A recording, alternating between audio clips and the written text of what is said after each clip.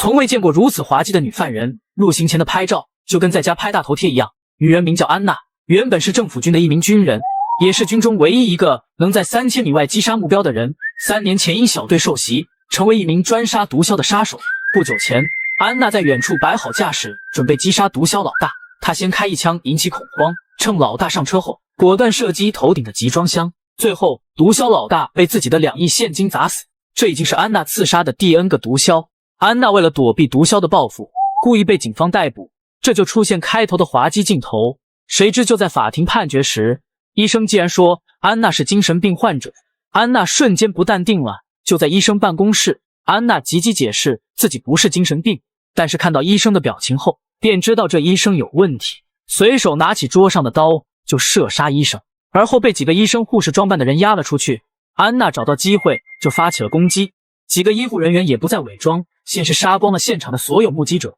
原来他们也是一个杀手组织，只因安娜的人头值得200万美金，所以才如此大动干戈。现场很快就被杀得所剩无几，而安娜也凭着矫健的身手轻松解决了对方。谁知对方竟然还有狙击手，安娜只能再次躲避。就在安娜解决完最后一个杀手时，子弹也刚好用完，但是外面的狙击手依然在瞄着她。此时侥幸活下来的憨憨医生是安娜的唯一机会，就此2人的合作也随即展开。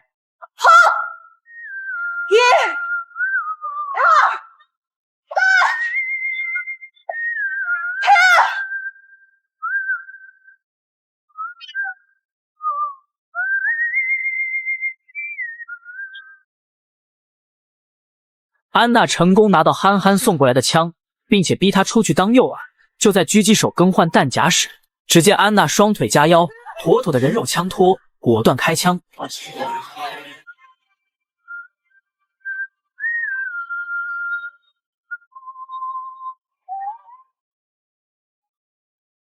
解决完后，安娜准备离开，谁知憨憨竟然背后来了一针。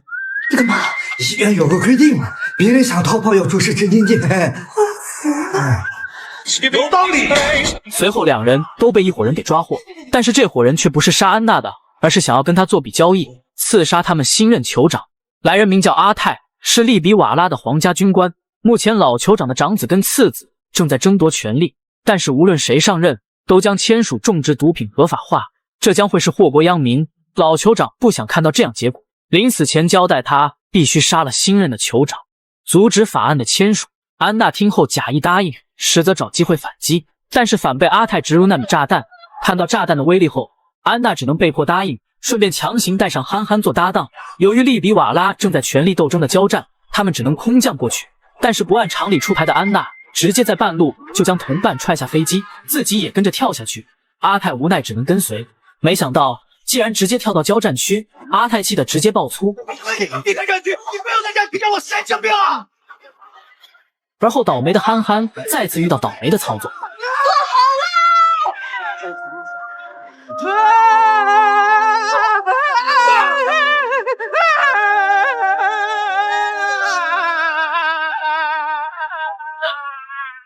但是3人终究不是大军的对手，此时憨憨却果断选择投降。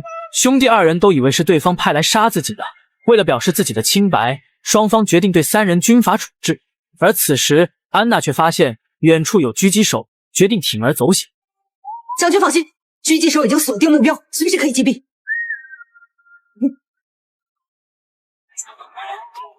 安娜这招果然见效，兄弟2人互相残杀，而他们则逃到一栋建筑楼内。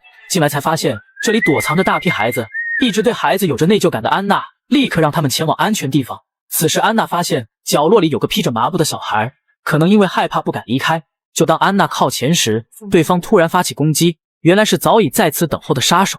但是安娜对付他本是绰绰有余的，奈何对方人多，只能束手就擒。安娜因被杀手埋伏给强行带走，阿泰想去安全屋找联络人帮忙，谁知联络人早已身亡，硬是被憨憨拔出一条手臂。阿泰一下子接受不了这个事实，但是这已无法改变，目前只能完成眼下的事情。抓走安娜的是军长大人孙帕的人，我得把安娜救出来。随后2人便假扮医生混入将军府。就在憨憨给小头目看病时，阿泰发现安娜被绑在地牢，想办法问出地牢在哪儿。对，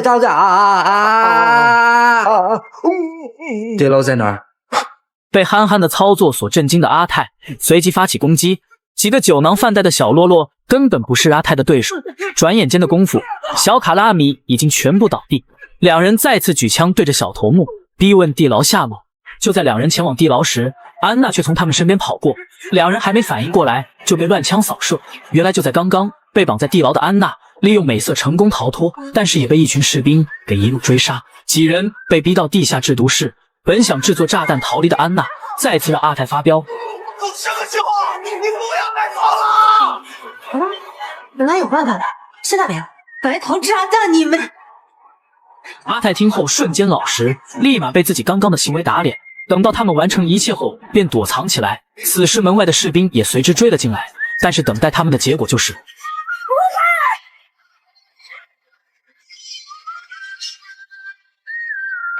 你挺住啊！再重的伤我也受过，不用麻药我也挺得住。不好意思啊，生疏了，我把血管夹破了。我在那边啊，没事。还是我自己来吧。几人成功逃回酒店疗伤时，受伤的阿泰再次被打脸。而后新闻却报道，大皇子跟二皇子在那次的相杀中，两人都没抢救过来而身亡。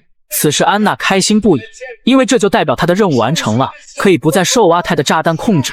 但是阿泰却再次威胁她，因为宋帕部长已经控制了三皇子，而且铲除了不服从的军官，而三皇子上任一样会签署合法种植毒品，所以再次要求安娜在三皇子当众签署那天击杀他。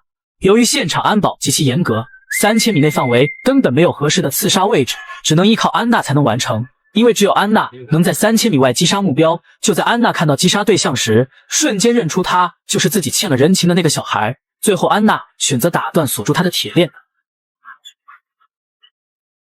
阿泰以为安娜已经被宋帕的人收买，两人瞬间拔枪相见。这么大混账吗？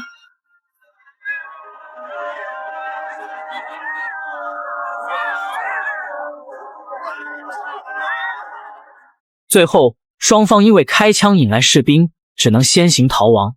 安娜迅速带憨憨回到酒店，让憨憨给她拆除纳米炸弹，因为她知道阿泰肯定会远程引爆炸弹。事实也的确如此，在刚刚安娜特地打偏目标时，他就以为安娜已经叛变了，所以准备操作远程引爆炸弹。而安娜这边想让憨憨拆除炸弹，但是憨憨表示这个根本拆不了。在安娜的强逼威胁下，憨憨只能说道：你也不少看啊！热水哥，就看你敢不敢试了。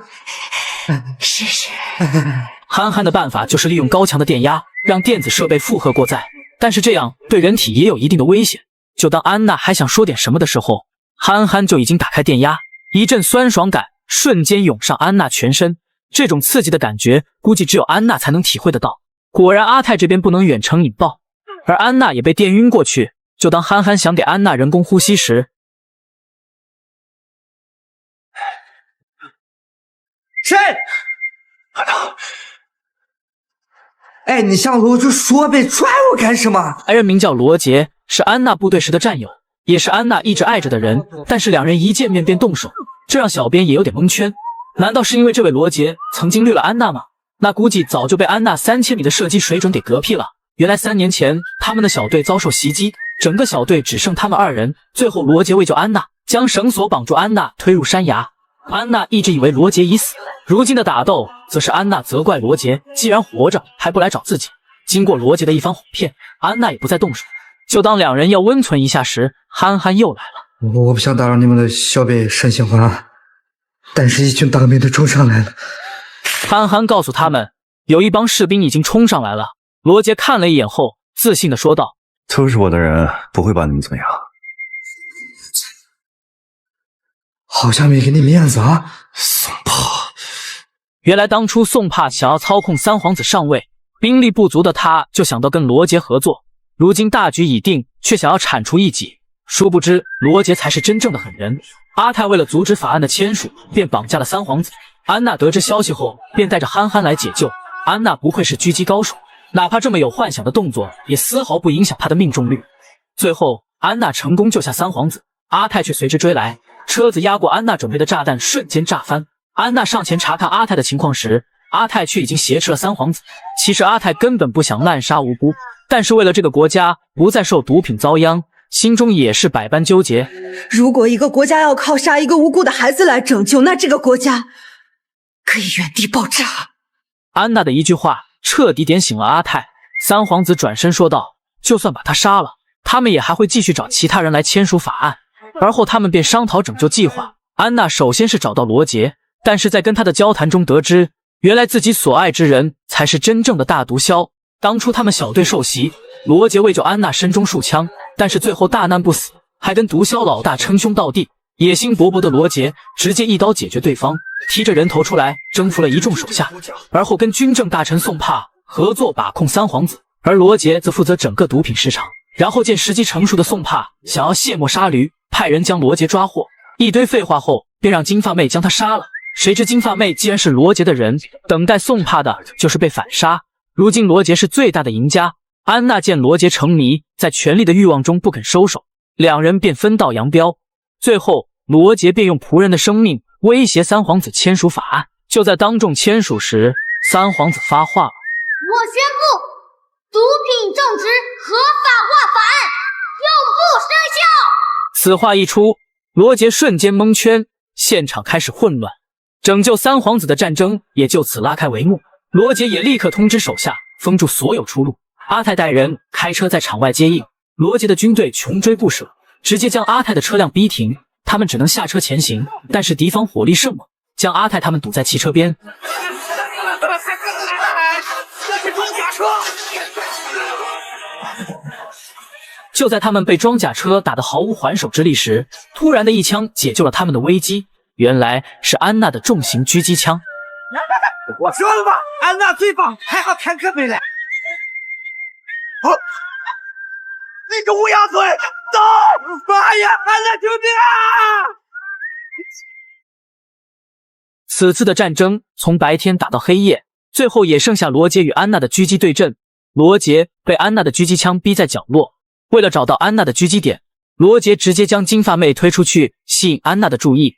金发妹毫无疑问被击毙，罗杰抓住机会迅速反击，情况一度反转，安娜子弹用尽，被逼到角落。但是罗杰的狙击枪带有热成像功能，依旧能够给安娜带来威胁。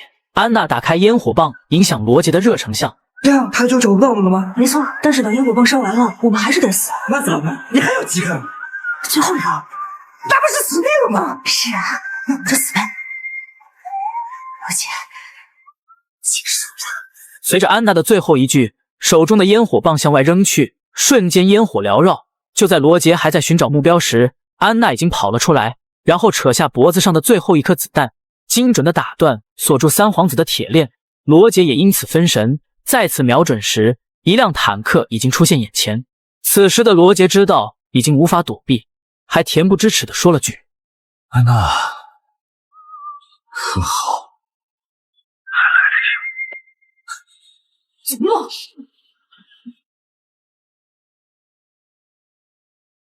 最后，三皇子成功上位，并宣布全力配合政府铲除所有罂粟田。